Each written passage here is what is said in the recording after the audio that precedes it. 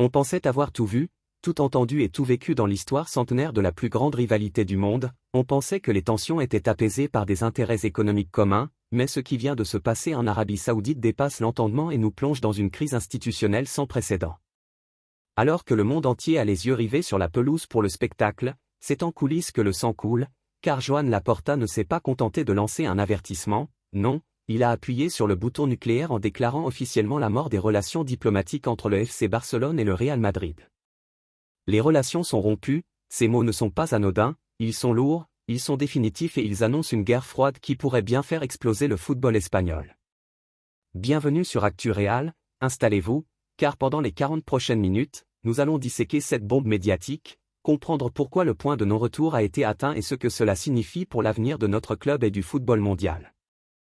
Mesdames et messieurs, chers passionnés du Real Madrid et observateurs du football mondial, merci de nous rejoindre pour cette édition spéciale où l'actualité nous force à quitter le rectangle vert pour nous aventurer dans les couloirs sombres de la politique sportive, car la déclaration que vient de faire Joan Laporta en marge de la finale de la Supercoupe d'Espagne est d'une violence diplomatique rare.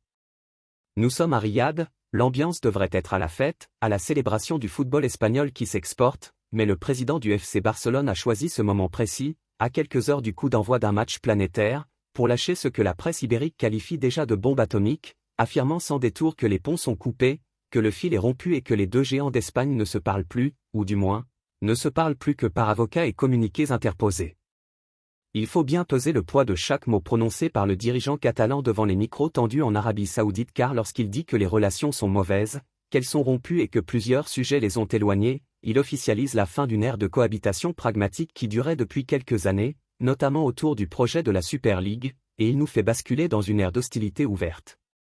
Laporta tente bien de nuancer en parlant de respect nécessaire et de maintien d'une attitude civilisée, mais ne nous y trompons pas, c'est une façade, car le fond du message est clair, le FC Barcelone considère aujourd'hui le Real Madrid non plus seulement comme un rival sportif, mais comme un ennemi institutionnel. Cette sortie médiatique n'est pas un dérapage incontrôlé, c'est une stratégie de communication calculée qui vise à galvaniser son peuple, à se poser en victime d'un système et à désigner le Real Madrid comme la source de tous les maux actuels du Barça, une rhétorique que nous connaissons bien mais qui atteint ici un paroxysme inquiétant. Pour comprendre comment nous en sommes arrivés là, il est impératif de rembobiner le fil des événements et de ne pas s'arrêter à la simple écume des vagues, car cette rupture est le fruit d'une accumulation de tensions qui ont fini par faire déborder le vase, et le premier dossier brûlant, celui qui a tout fait basculer, c'est évidemment l'affaire Negreira. Depuis que le scandale de l'arbitrage a éclaté, révélant que le Barça a payé pendant des années le vice-président des arbitres, la position du Real Madrid était attendue au tournant, et le fait que le club de Florentino Pérez ait décidé de se porter partie civile dans le procès a été vécu comme une trahison suprême par la direction barcelonaise. Laporta ne pardonne pas au Real d'avoir rejoint la meute judiciaire, il espérait une sorte de solidarité de classe, un pacte de non-agression entre les deux géants, mais le Real Madrid, face à la gravité des faits et pour protéger ses propres intérêts ainsi que l'intégrité de la compétition, ne pouvait pas rester silencieux, ce qui a créé cette fracture irréparable que Laporta dénonce aujourd'hui. Mais l'affaire Negreira n'est que la partie émergée de l'iceberg, car si l'on creuse davantage, on s'aperçoit que la guerre se joue aussi sur le terrain médiatique avec une virulence inouïe, notamment à cause des vidéos diffusées par Real Madrid TV. La chaîne officielle du club madrilène a adopté une ligne éditoriale offensive, compilant les erreurs d'arbitrage, mettant la pression sur les officiels avant les matchs, une méthode qui rend fou de rage le camp catalan qui y voit une tentative d'influencer le championnat et de conditionner les arbitres. Joan Laporta et son entraîneur Xavi Hernandez n'ont cessé de pointer du doigt ces vidéos, les qualifiant de honte, d'adultération de la compétition, et c'est ce climat de suspicion permanente, alimenté de part et d'autre, qui a fini par user les derniers liens de courtoisie qui existaient encore entre les deux directions. On est passé de la rivalité saine, celle qui fait la beauté du classico, à une rivalité toxique, paranoïaque, où chaque décision arbitrale devient un prétexte pour crier au complot et où chaque communiqué officiel est une déclaration de guerre. Il y a aussi une dimension purement politique dans cette sortie de Laporta, une tentative de détourner l'attention des problèmes internes du Barça en réactivant le vieux mythe de l'ennemi extérieur. Le FC Barcelone traverse une zone de turbulence financière et sportive, le projet de jeu est critiqué, les leviers économiques montrent leurs limites, et dans ce contexte, rien de tel pour un président en difficulté que de rassembler ses troupes contre l'ennemi héréditaire, le grand méchant Real Madrid.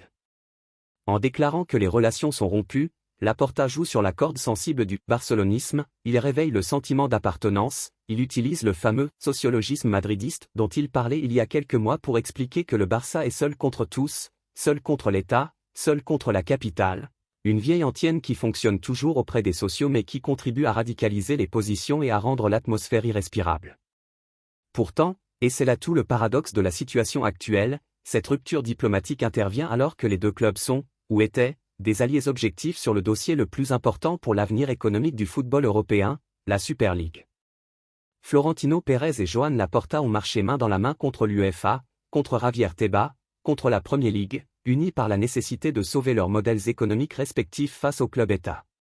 Voir Laporta brûler les vaisseaux aujourd'hui pose une question vertigineuse: comment vont-ils continuer à collaborer sur le projet Super League s'ils ne peuvent même plus se parler lors d'une finale de Supercoupe d'Espagne?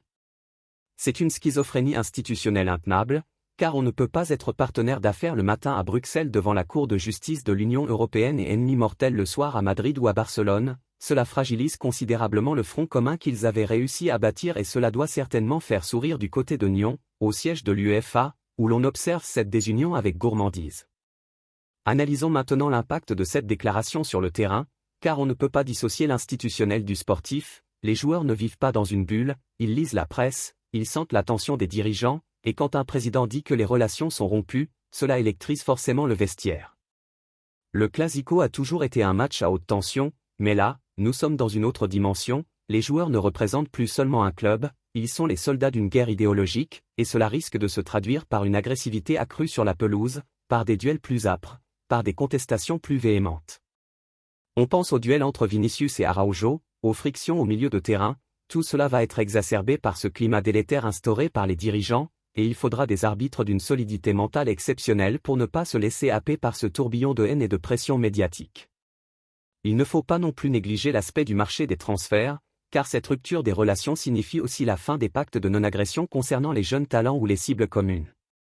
Jusqu'à présent, il y avait une sorte de respect tacite, on évitait de surenchérir sauvagement sur les joueurs du centre de formation de l'autre, mais si la guerre est déclarée, tous les coups sont permis. On a vu récemment la bataille pour Arda Güler, remportée par le Real Madrid au nez et à la barbe du Barça, un épisode qui a laissé des traces et qui a été vécu comme une humiliation en Catalogne. Désormais, chaque pépite brésilienne, chaque talent espagnol deviendra le terrain d'un affrontement sans merci, non seulement pour renforcer son équipe, mais surtout pour empêcher l'autre de se renforcer, une stratégie de la terre brûlée qui va faire exploser les prix et les commissions d'agents. Revenons sur la phrase de Laporta: tout est réversible dans le football, comme dans la vie, mais cela dépend de la volonté des parties. Cette petite phrase de fin, presque philosophique, laisse une porte entrouverte, mais elle rejette surtout la responsabilité sur le Real Madrid. C'est une manière de dire, nous sommes prêts à faire la paix, mais c'est le Real qui doit changer son attitude, une posture classique de celui qui veut passer pour le sage tout en ayant mis le feu aux poudres. Mais soyons réalistes, qu'est-ce qui pourrait inverser la tendance? Le Real Madrid ne retirera pas sa plainte dans l'affaire Negreira, c'est impossible éthiquement et juridiquement, et le Real Madrid ne cessera pas de défendre ses intérêts via ses médias s'il s'estime lésé.